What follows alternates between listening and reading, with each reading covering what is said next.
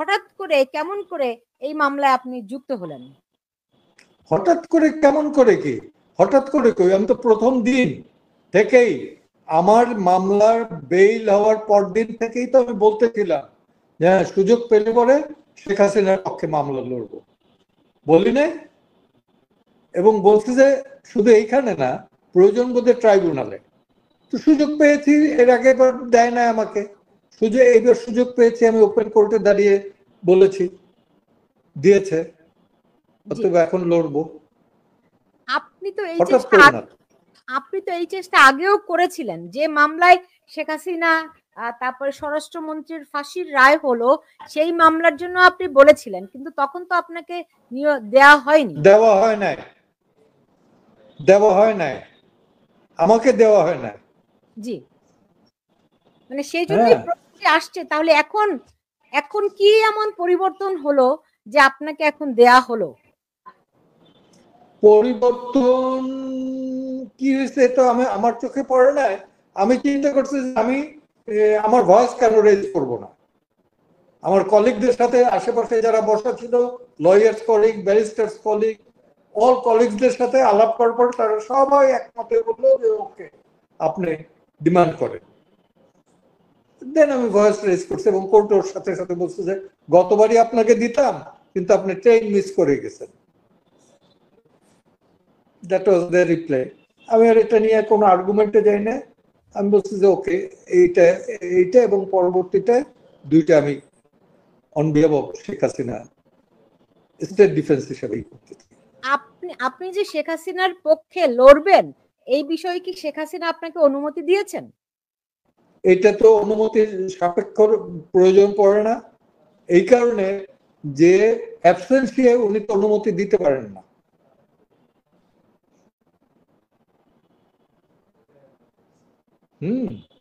জি, অ্যাবসেন্সিয়ে উনি অনুমতি দিতে পারেন না, অ্যাবসেন্সিয়ে থেকে কেউই অনুমতি দিতে পারেন না। জি।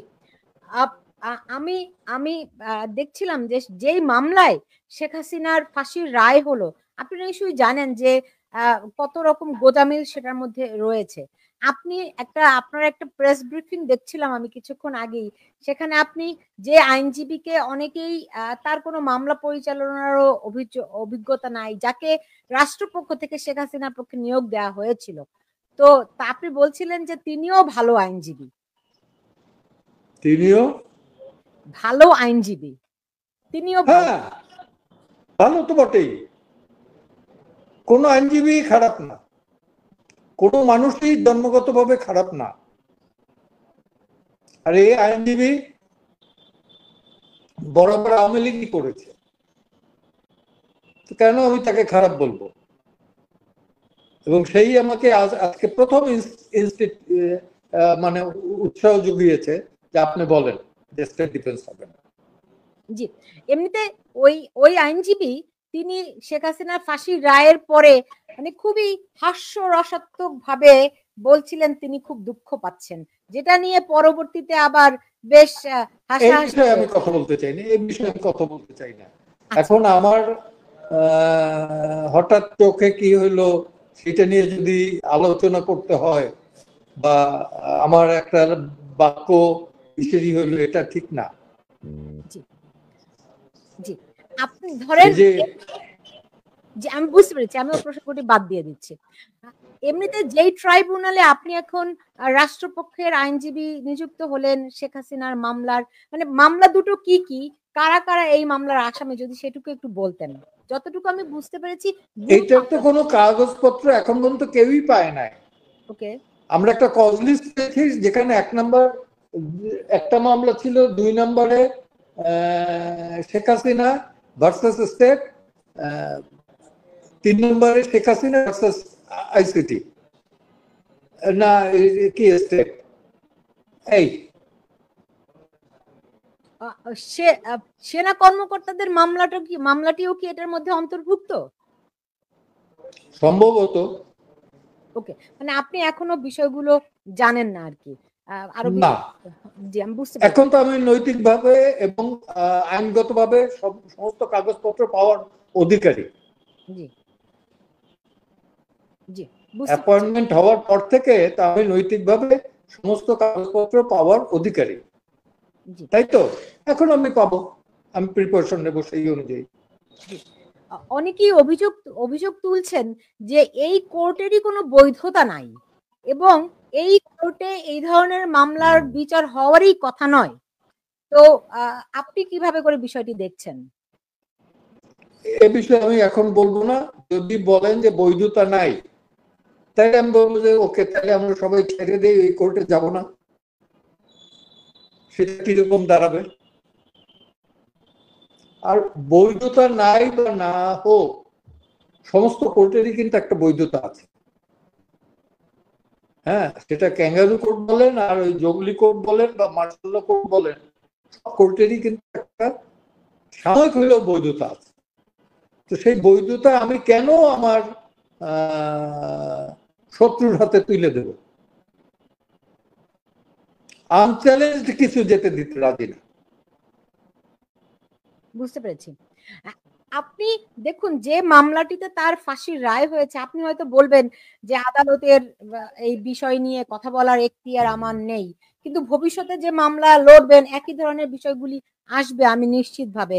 যে শেখ হাসিনার যে কয়টা ফোনালাপ ফাঁস হয়েছে তাতে তো আমরা বারবারই শুনছি তিনি বলছেন যে মানুষ হত্যা করে ক্ষমতায় থাকতে তিনি চান না। জি, তো সেটা নিয়ে আমি কি বলবো, উনি বলেন না? না মানে আপনার গ্রাউন্ডটা কি হবে সেটা আর কি জানতে চাচ্ছি। আমি আমারটা বলবো। সরকার প্রুভ করতে চাবে যে শেখ হাসিনা দোষী, আমি বলবো যে না, দোষী না, মিথ্যা, বানোয়াট, জি ভুয়া।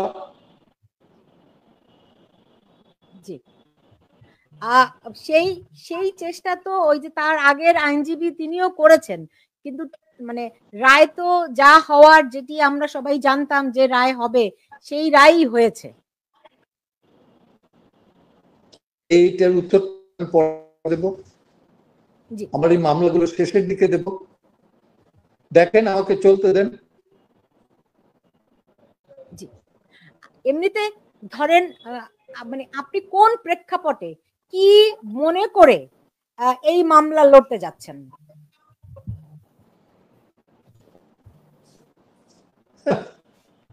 এটা হাসালেন। আমি কিন্তু এটা আজকেই বলেছি যে আমি একজন মুক্তিযোদ্ধা। ৭১ বঙ্গবন্ধুর আহ্বানে মুক্তিযুদ্ধে অংশগ্রহণ করেছি। তার কন্যা বিনা আইনজীবী ছাড়া তার বিচার হবে, এইটা আমি মানসিকভাবে মানতে রাজি না। বিশ্বাস করেন, ওনার একটা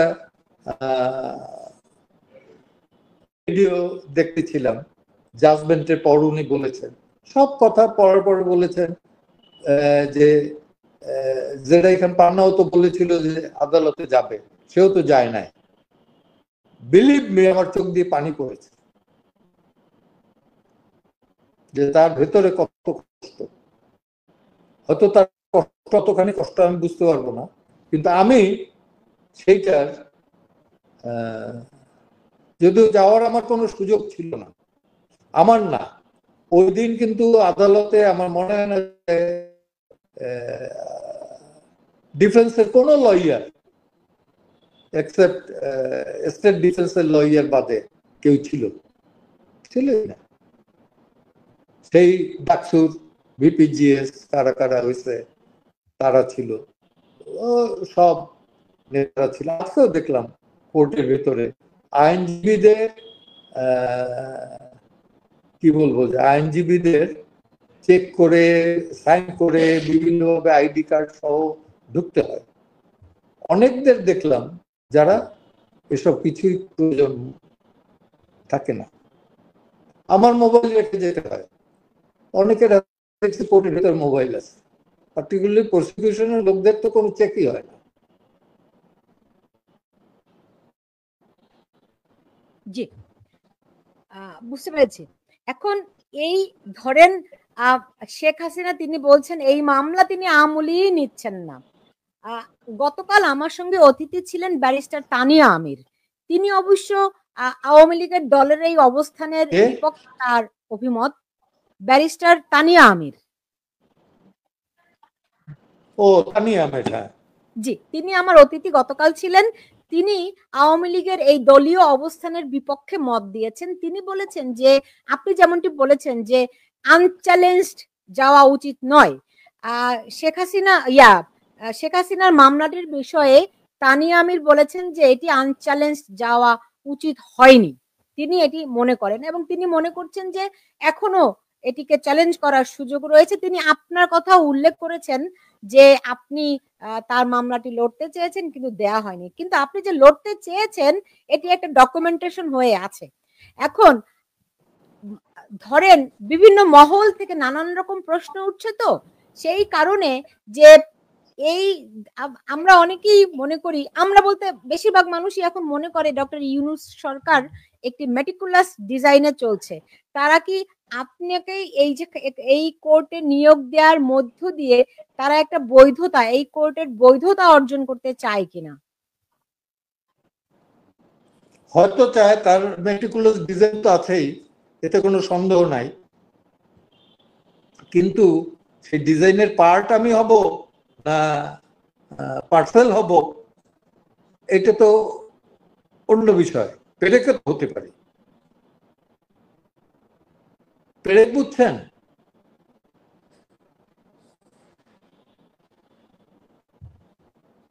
লোহার পেরেক, সেটাও তো হতে পারে। জি সুলতানা রহমান, জি, আপনি যদি আমাকে একটু আজকে ক্ষমা করেন, আমার কালকে অ্যাপিলেট ডিভিশনে সকাল 9টার ভেতরে হাজির হতে হবে। আমার আর আছে যে এখানে আপনার কথা কিছু বুঝতে পারছি না। বুঝতে পারছেন, আমার তো আরো দুই একটি ছিল। এই যে এখানে প্রশ্ন করেছে যে আমাকে প্রশ্ন করতে বলেছে যে কোর্টের বৈধতার বিষয়ে কি আপনি কোনো দলের প্রস্তাব করবেন?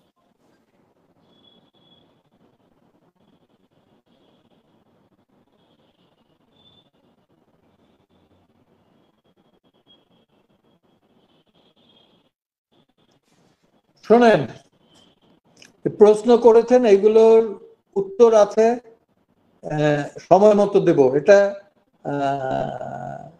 ইটস এ ট্যাকটিক্যাল ওয়ার, কৌশলগত যুদ্ধ। আইনজীবীদের আরেক নাম কৌশলী। তো সেখানে কৌশলগত যুদ্ধের কি কৌশল হবে আমার, এটা তো আমি বলবো না, ডিসক্লোজও করব না। জি, তবে এইটুকু বিশ্বাস রাখতে পারেন, একজন সাধারণ মুক্তিযোদ্ধা হিসাবে,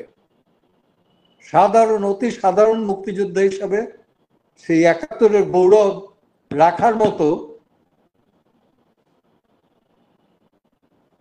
এক্সাম্পল ক্রিয়েট করব। আমি আর কথা বাড়াবো না।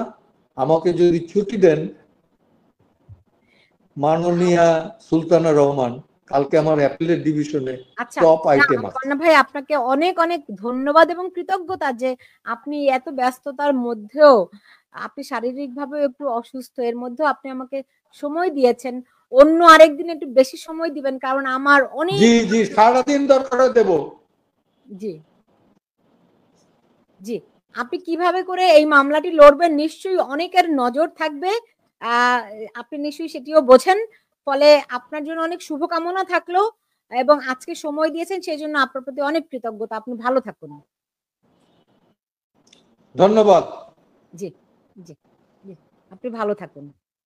দর্শক, এই ছিল এখনকার মতো আয়োজন, যদিও শেষ হইয়া হইল না শেষ। আরো অনেক প্রশ্ন ছিল, কারণ এই কোর্টের যেই ভিত্তিটি তৈরি হয়েছিল ৭১-এর মানবতা বিরোধী অপরাধ যারা করেছে মূলত তাদের জন্য। সেইখানে এই মামলাগুলোর বিচার কেমন করে হয়, এই প্রশ্ন অনেক দিন ধরেই রয়েছে।